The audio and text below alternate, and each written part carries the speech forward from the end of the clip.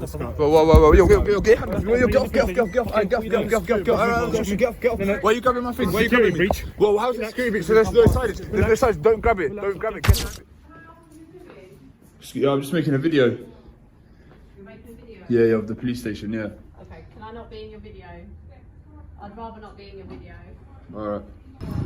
Morning. What are you recording at?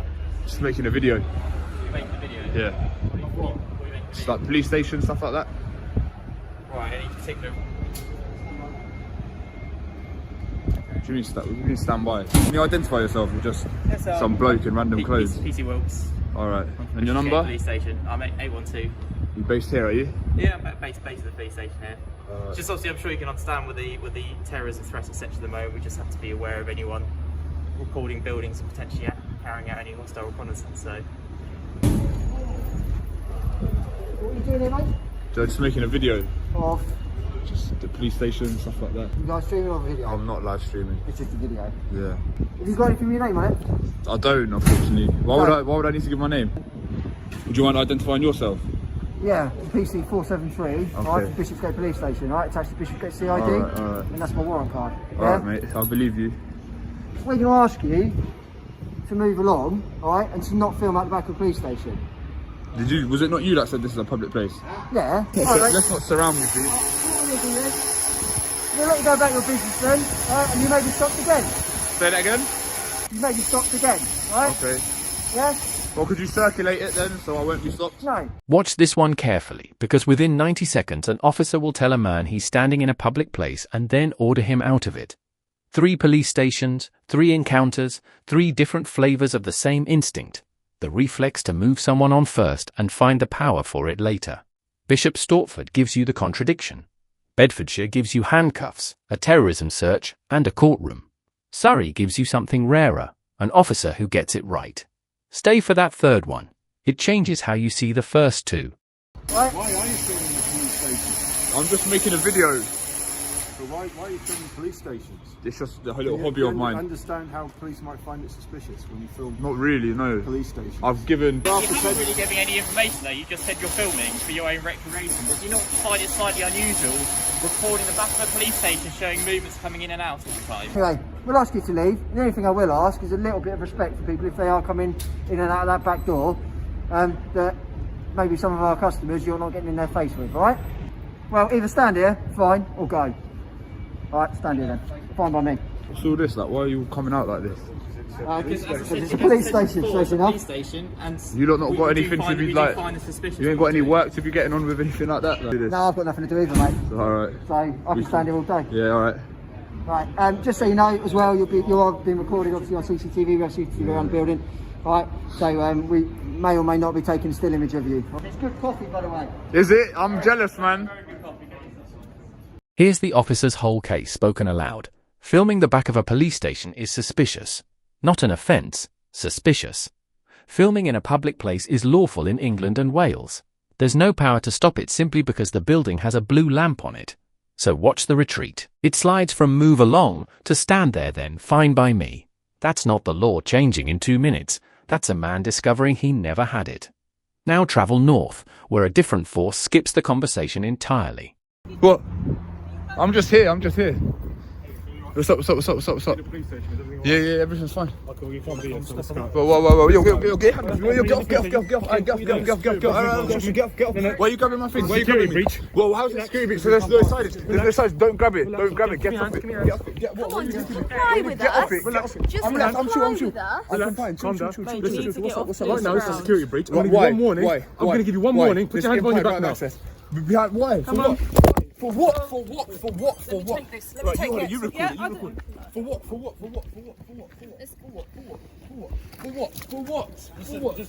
I'm not creating this for what? Be easy. Why? Put it on me. Put it on me. Put the camera on me. Why are you lot all doing this? Get you off. Why? Look, you can't even cuff me, man. Look how weak you lot are. You can't even cuff me, man. Come on. Yeah, because you lot are not being reasonable, are you? Ah! Get your arms behind. Happy now, yeah? Happy now, yeah? You've assaulted me now, yeah?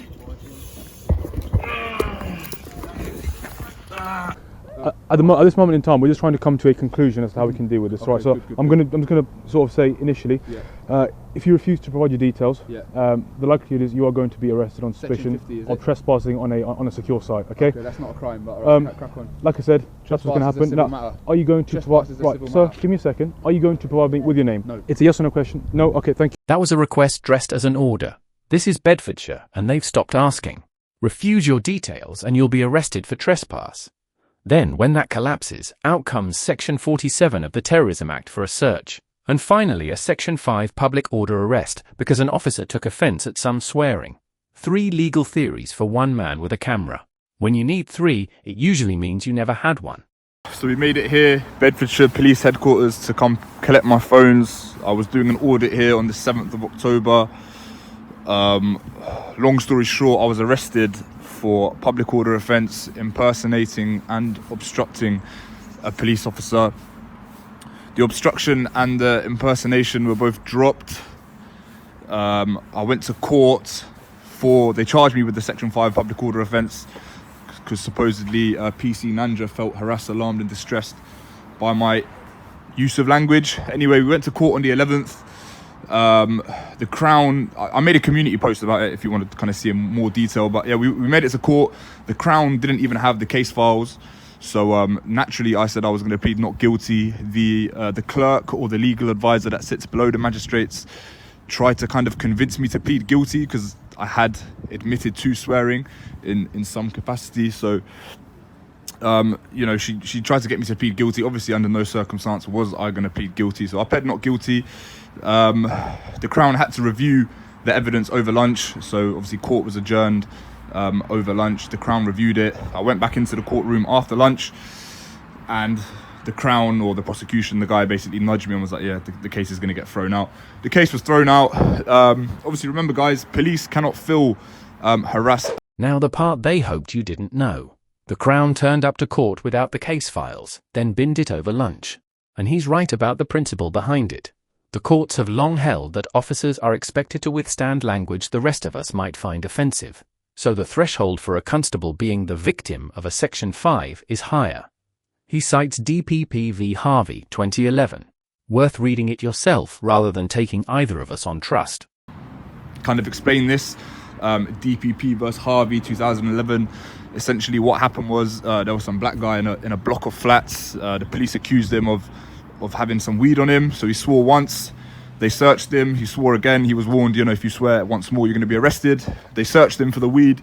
The search came back negative.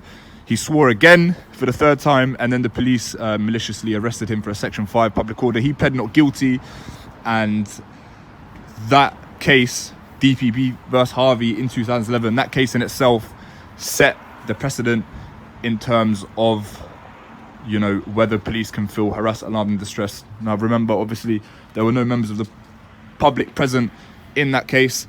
Likewise, where I was arrested over there for the Section 5, there were no members of the public present. I don't know, the Section 5 is a bit ambiguous, like the Public Order Act and stuff. Because obviously if you swear in the material sense, like obviously there's no members of the public around here, but it's a public place. So hypothetically, a member of the public could be here. So if I swear in the material sense, would it constitute a Section 5? I'm not too sure. If anyone could clear up the sort of legalities around that, it would be great. But we're here now. Just wanted to kind of get that off my chest. So yeah, that was that PC Nanja, the victim of the Section 5, whatever, man. Snowflake police, just, you know, policing via feelings and stuff. So yeah, we're here. We're gonna get the phones back. And yeah, big up PC Houston. I'll put a little graphic on the screen. He actually interviewed me. Like, he was a cool officer. He even gave me a lift back to my car and stuff. Credit where it's owed. He doesn't pretend he's certain. He asks openly whether a public place with no public in it can still carry a Section 5, and he's honest that he swore first. He also names the officer who treated him decently and gave him a lift back to his car. That's the tell of someone auditing rather than provoking. And it sets up the last one, where the decency isn't the exception. I'm just making a video. I just thought I'd make you aware. Just kind of walking around documenting. Okay, so are you going to see anybody? No. You're not? I've just come here to film a video. Okay, and why are you doing that? Just the public are interested in stuff like this. Okay, I can ask you to take a seat, please, just a moment. Why do I need to take a seat? I just need to make some inquiries as to why you're here and who you need to be seeing. You can't just walk onto the premises, I'm afraid. Oh, why not? Because you can't, it's not for public access. Oh, really? Yeah. Well, is it okay? Park your vehicle, sir. Not in the estate, outside. So can I get permission from you to be here? No, not unless you've got an appointment to see somebody. I'll have to ask you to be removed. Oh, can I not get an appointment? No, you can't just get an appointment like that, I'm afraid, sir. Who is it you need to see? I don't need to see anyone. I just thought maybe I could, if you give me permission. No, I can't give you permission to film up here, I'm afraid, sir. You need to leave the site. Oh, okay. Alright, I'll leave. So if you could do that, please. Yeah, that's no problem. Is there nobody that I can get permission off? No, I'm afraid not. So if you'd like to leave the site, please. Okay. What would happen if I didn't leave? One force called it terrorism. Here in Surrey, the receptionist just says no, and she's correct.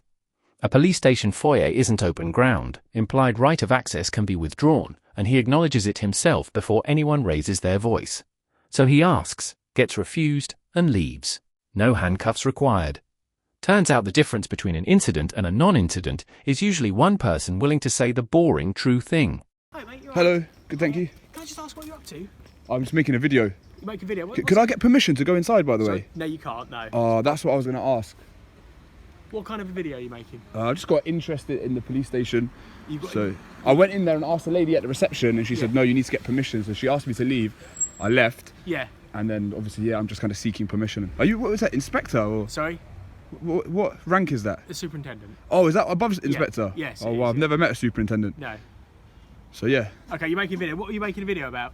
The police station. Well, I wanted Yes. to make a video of the police station, but as I learned, I don't have a right of access to be in there. So Yeah. Upon request, I've left. Is there anything specific you're after making a video about? Nothing in particular, just recording, Yeah. documenting, you know, preserving history for future generations, I suppose. Yeah. One could say that. So yeah.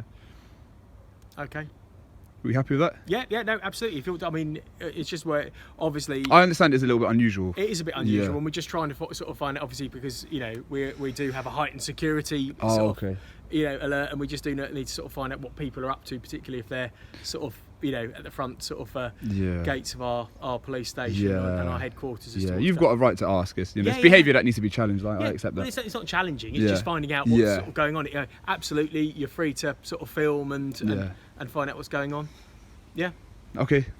Would you mind identifying, please? Sorry? Would you mind identifying Yeah, yourself? my name's Superintendent 2305 Tom Budd. Okay. How long have you been in the force? Sorry, what's your name, by the way? I'm not required to give any details. No? Okay, that's absolutely Yeah. fine.